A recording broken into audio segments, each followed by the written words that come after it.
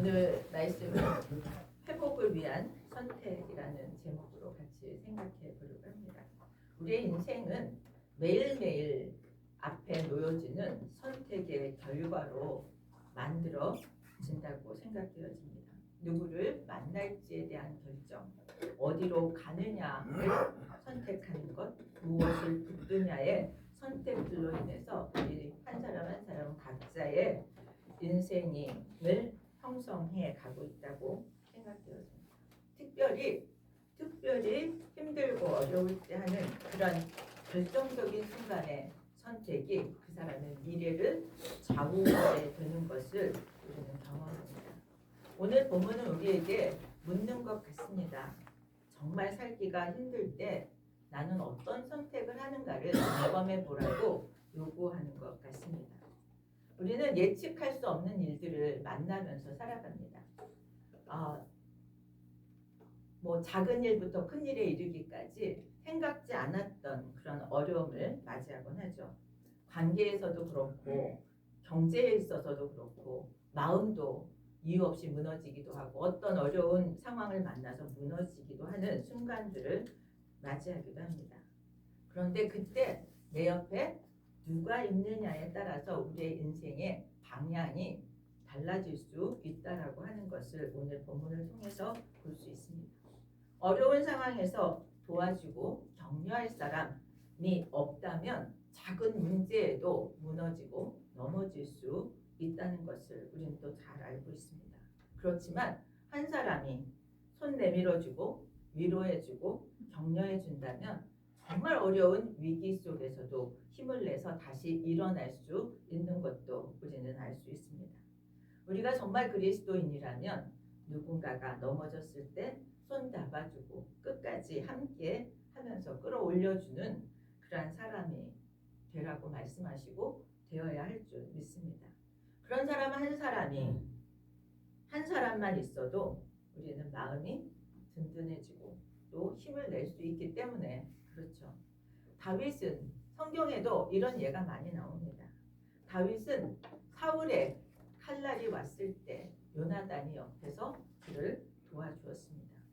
또 아들 압살롬이 그 난을 일으켜서 반역했을 때는 후세가 다윗을 보호해 주었습니다. 오늘 본문에 나오는 나오미는 끝까지 시어머니를 따르겠다라고 하는 룻이 있었습니다. 하나님은 위기에 그냥 내버려 두지 않고 옆에 위로자를 붙여주시고 격려자를 붙여주시고 응원자를 붙여주시는 줄 믿습니다. 그들을 통해서 보여주시는 것은 그리스도의 흔적이고 그리스도가 우리에게 행하셨던 일의 작은 부분들을 그들을 통해서 볼 수 있게 한다고 생각되었습니다.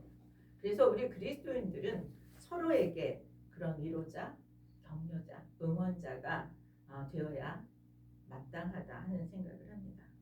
인생의 어려운 때를 주님의 마음으로 함께하는 그런 한 사람이 되어진다면 우리 각자가 만나는 어려움들을 잘 일으킬 수 있게 하는 그러한 사람들이 될 거라고 믿습니다. 오늘 본문에 나오는 룻기의 시대적인 배경은 참 어려운 시대였습니다. 1절에 보면 사사들이 치리하던 때라고 되어 있습니다. 사사들이 치리하던 때의 특징은 두 가지가 있습니다. 이스라엘에 왕이 없었기 때문에 이 사람들이 자기의 소견에 옳은 대로 행했던 시대입니다. 쉽게 말하면 자기 마음대로 살았던 시대죠. 두 번째는 백성이 죄를 범하면 이방 민족의 침략을 당하고 사사들을 통해서 하나님의 구원을 경험하게 되어지고 또 그 안정되면 또 범죄하는 이러한 패턴을 보여주는 시대였습니다. 죄를 지면 하나님이 진노하시고 진노하셔서 이방 민족들의 침략을 받게 하시고 또 그 어려움을 만나면 회개하게 하시고 또 회개를 통해서 사사들을 통해서 구원을 베풀어 주시는데 그것을 또 살만하면 또 죄를 짓는 이런 반복되는 그러한 시대가 사사 시대였습니다. 룻기는 영적인 무질서와 그런 불순종의 시대, 암울했던 시대의 한 가정에서 일어난 이야기입니다. 우리는 이 룻기를 통해서 하나님이 어떻게 일하시며 어떻게 회복을 시키시는지를 볼 수 있기를 원합니다. 지리적인 배경은 장소가 어디냐면 유대 베들레헴입니다. 베들레헴은 히브리어로 뜻이 떡집입니다. 엘리멜렉의 가정은 떡이 없어서 먹을 것이 없어서 기근에 떡집을 떠나야 하는 상황이 되었습니다. 그래서 모압으로 갔습니다. 근데 모압에서 그들이 만난 나오미가 만난 그런 상황은 남편과 두 아들을 잃는 그러한 상황을 만났습니다. 그런데 나오미는 자기 고향 소식을 듣습니다. 자기 백성에게 양식이 임했다라고 하는 소식을 듣습니다. 하나님이 자기 백성에게 양식을 주셨다라고 하는 소식이 그에게는 복음이었습니다. 그리고 나오미는 돌아가기로 결정하고 고향으로 돌아가서 그 가정이 회복되어지는 것이 이 룻기 전체의 내용입니다. 결국 그 결론을 통해서 우리가 깨닫는 것은 자기 백성을 먹이시는 분은 하나님이시라고 하는 거죠. 상황을 따라서 가서 해결하는 것이 아니라 하나님이 공급하신다라고 하는 것을 깨닫게 되는 것입니다. 이 룻기를 통해서 인간의 선택과 하나님의 주권 사이에서 어떤 결정을 해야 하는가, 어떤 선택을 해야 하는가를 우리는 배우게 됩니다. 남편과 두 아들과 함께 모압으로 이주해 살면서 나오미가 선택한 것과 그 땅에서 겪었던 일들을 먼저 살펴보고자 합니다. 첫 번째 선택은 나오미와 엘리멜렉이 선택했던 첫 번째 선택은 무엇이었습니까? 약속의 땅인 가나안 베들레헴에서 모압으로 이주하기로 한 결정이었습니다. 기근과 이주, 기근이라고 하는 것은 그때의 상황이었습니다. 선택은 이주였습니다. 1, 2절을 보면 엘리멜렉과 나오미가 모압으로 이주하게 된 경위를 설명하죠. 기근이 있었다라고 얘기합니다. 사사시대의 기근은 그들의 생업이 뭐였어요? 농업과 목축이었습니다. 그래서 이 기근이 있었다는 것은 생사가 달린 문제였습니다. 삶이 흔들리고 사느냐 죽느냐라고 하는 위기였다는 거죠. 베들레헴이 아무리 떡집이라고 하는 이름을 가졌어도 그곳에 기근이 있으면 먹을 것이 없었고 그곳은 이미 살기에 불안하고 두려운 환경이라고 판단할 수밖에 없었습니다. 떡집이라고 하는 풍요가 기대되는 장소에서 큰 결핍을 경험하게 되죠. 그리고 하나님이 안정을 약속하셨던 약속의 땅이 불안한 공간으로 바뀌었습니다. 엘리멜렉은 계산했습니다. 그리고 엘리멜렉은 현실을 정확하게 분석했습니다. 그리고 그 마음은 너무 불안해졌습니다. 이 문제를 해결하는 것은 그곳을 떠나는 일이라고 판단했습니다. 그가 놓친 것이 있습니다. 그가 놓친 것은 하나님이 계신 자리라고 하는 것을 놓쳐버렸습니다. 그래서 그는 하나님이 계신 자리를 놓고 모압을 향했습니다. 그럼 모압이 상징하는 것은 무엇입니까? 모압에서 기대했던 것은 무엇입니까?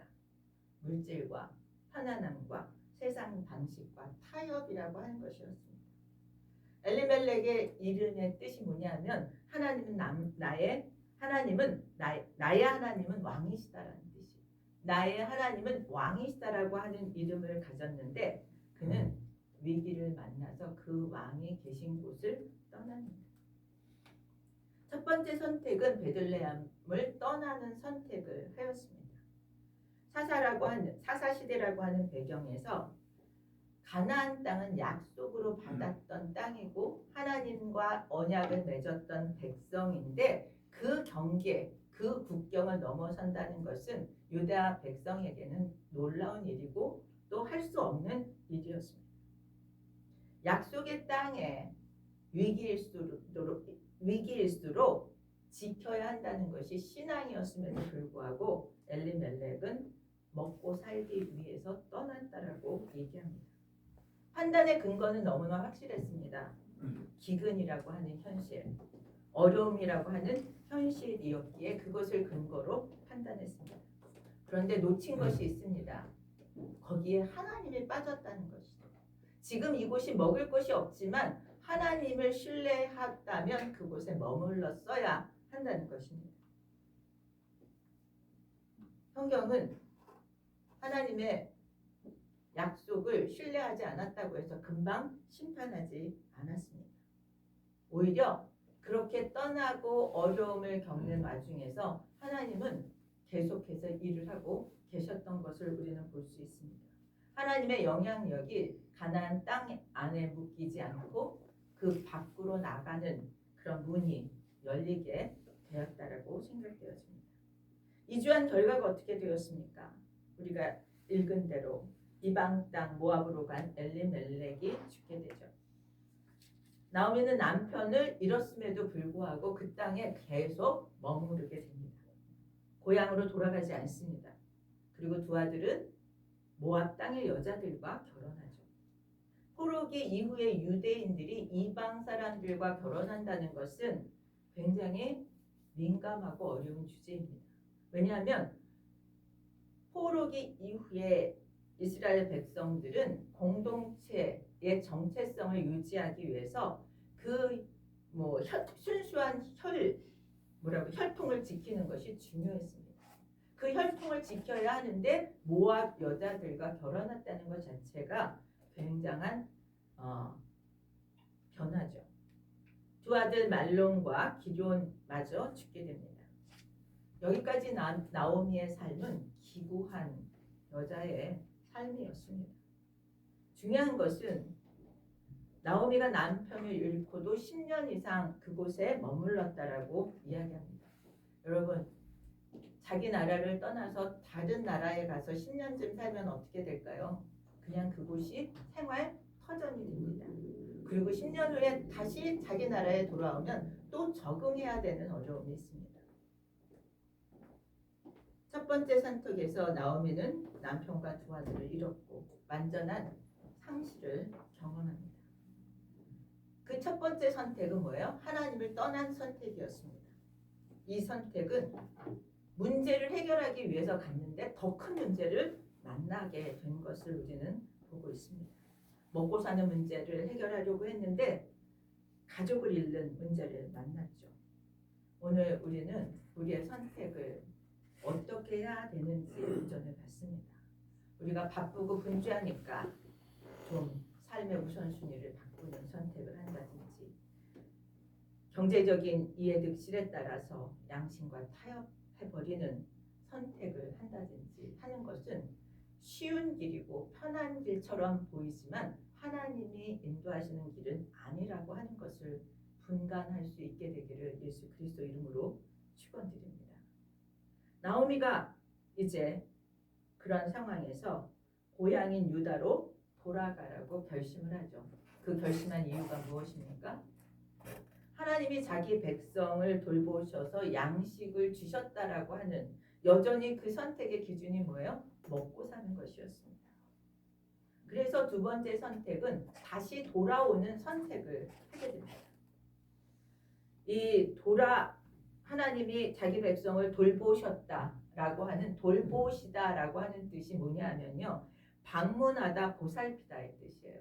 하나님이 돌보셨다라고 하는 표현은 이스라엘 백성을 하나님이 방문해 주셨다, 하나님이 찾아오셨다는 뜻이에요.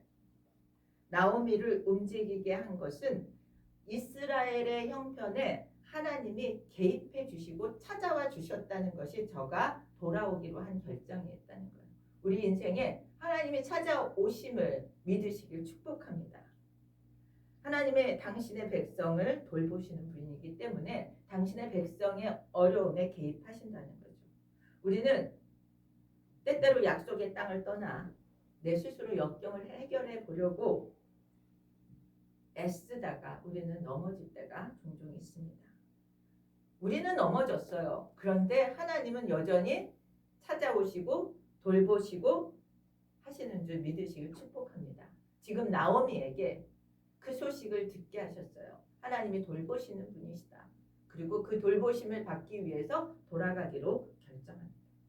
하나님께로 우리가 돌아가야 한다는 것이죠. 하나님이 약속하신 곳에는 회복이 있고 생명이 임하기 때문입니다.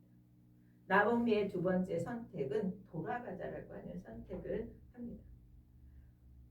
상황의 변화는 없었어요. 그가 결단한 그 회복은 상황 변화 때문이 아니라 자신의 인생의 방향을 전환한 데서 시작되어집니다. 고향으로 돌아가는 대로 하나님이 계신 곳으로 돌아가는 것으로부터 회복이 시작되어진다는 거죠.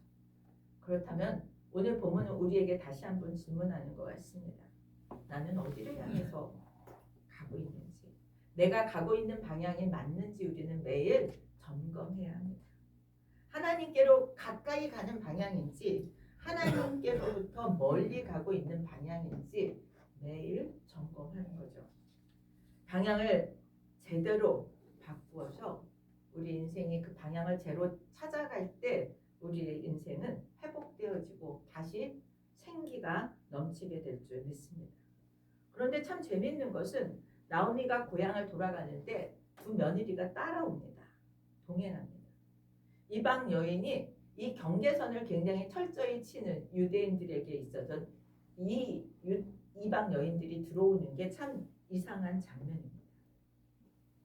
지금 이스라엘 백성과 이방 사이의 경계가 어떻게 돼요? 흔들리는 상황입니다. 모압 여자들이 시어머니를 따라서 베들레헴을 오고 있는 이 상황에 오르바와 룻의 인생의 방향이 뭐예요? 달라질 것을 우리는 내다볼 수 있습니다. 베들레헴으로 따라 들어오느냐, 따라 들어오지 않느냐에 따라서 그 인생이 달라진다는 거죠. 세 번째는 나오미가 이 두 며느리를 떠나 보내고자 하는 선택을 합니다. 각기 며느리들에게 자기 어머니의 집으로 돌아가라고 얘기해요. 어떻게 보면 굉장한 배려입니다. 이 이야기는 이 며느리들과의 관계를 정리하겠다라고 하는 선언입니다. 더 이상 자기한테는 미래가 없다. 며느리들이 자기 때문에 어려운 상황에 붙잡힐 필요가 없다라고 얘기합니다. 자기 집, 자기 백성에게로 돌아가라고 얘기해요. 너희는 너희 자리로 돌아가라. 경계를 분명히 합니다. 어떻게 보면 두 며느리에게 이제 결혼 관계에서 완전히 관계를 정리하고 끝내라고 하는 이야기입니다. 나오미는 자기에 대해서도 소망이 없다고 얘기해요.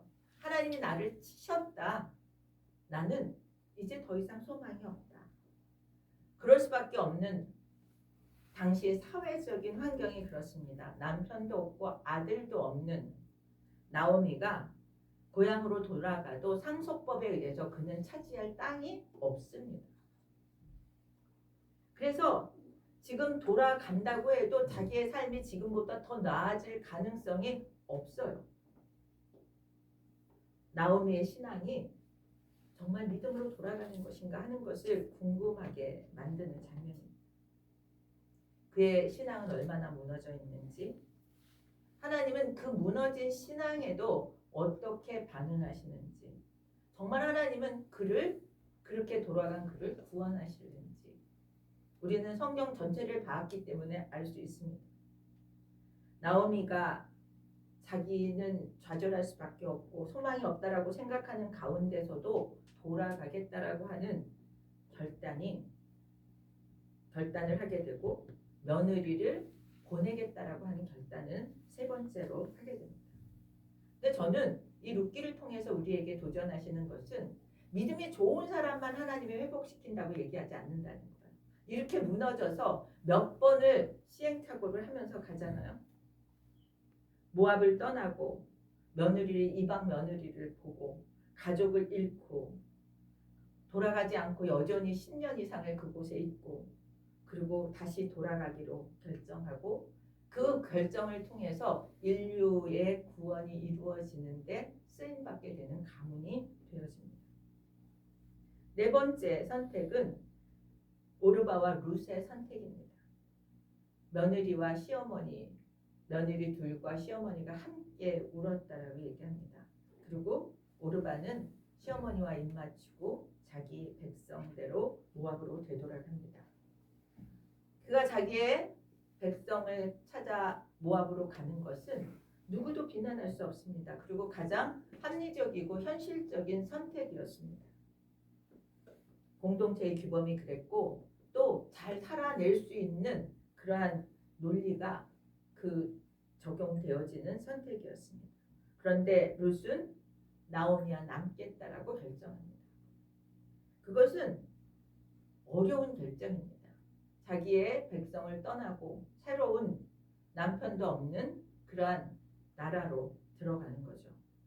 14절에 보면 룻은 끝내 떠나지 않습니다. 룻은 시어머니를 붙쫓았다라고 표현합니다. 그래서 붙쫓다라고 하는 표현은 접착제처럼 딱 달라붙어서 절대로 떨어지지 않는다는 표현입니다. 영어로는 cling to를 써요. 매달리다, 꼭 붙들다 이런 뜻입니다. 지금 룻이 시어머니에게 붙줬다라고 하는 표현은 나오미에게 꼭 붙어 있겠다라고 하는 의지의 표현입니다. 나오미를 모두가 떠났습니다. 절망적인 상황입니다. 그래서 나오미가 뭐라고 얘기하냐면 내 곁에 아무도 없다라고 고백합니다. 그런데 룻이 딱 들러붙어 있습니다. 이 딱 들러붙어 있는 룻을 언약적인 사랑이라고 얘기합니다. 우리를 포기하지 않으시고 끝까지 쫓아와서 붙들고 사랑하시는 하나님의 사랑을 표현한 것입니다. 세상에서는 유익을 얻지 못하면 등을 돌리고 그 사람을 떠나지만 하나님의 헤세드, 사랑은 가장 어렵고 가장 낮아지고 가장 비참한 자리에 있을 때 더욱 강력하게 우리를 붙들어 주신다는 것이, 이것이 룻이 나오미에게 붙어있는 모습입니다. 오르바와 룻의 선택의 차이가 무엇입니까? 선택은 조건이나 감정에 의해서가 아니라 믿음에 의해서 되어져야 한다는 것이 차이입니다. 똑같이 울었습니다. 룻도 오르바도. 그러나 오르바는 떠나는 선택을 했고 룻은 남는 선택을 하였습니다. 우리에게 가장 후회 없는 선택은 하나님께 들러붙어 있는 선택인 줄 믿습니다. 오늘 본문에서 하나님 우리에게 너는 어디로 가겠느냐라고 묻는 것 같습니다. 모압으로 갈 것인지 베들레헴으로 갈 것인지, 우리가 가장 어려울 때 내가 하는 선택과 기준이 무엇인지 다시 한번 생각하고 결정하라고 도전하는 것 같습니다. 인생에 어려울 때 우리가 붙잡아야 할 것은 하나님의 신실하신, 끝까지 우리를 붙드시는 그 사랑, 신실하신 사랑을 붙들어야 될 줄 믿습니다. 나오미가 끝이라고, 절망이라고, 내게 남은 것이 없다라고 얘기할 때 하나님은 룻을 통해서 새로운 일을 시작하시고 예비해 두셨습니다. 나오미의 끝은 어떻게 되었습니까? 다윗 왕의 계보가 되어서 인류를 구원하는 예수 그리스도의 족보로 이어지게 되었습니다. 막막한 현실을 만났을 때 우리의 생각과 판단으로 쫓아가기가 너무 쉽습니다.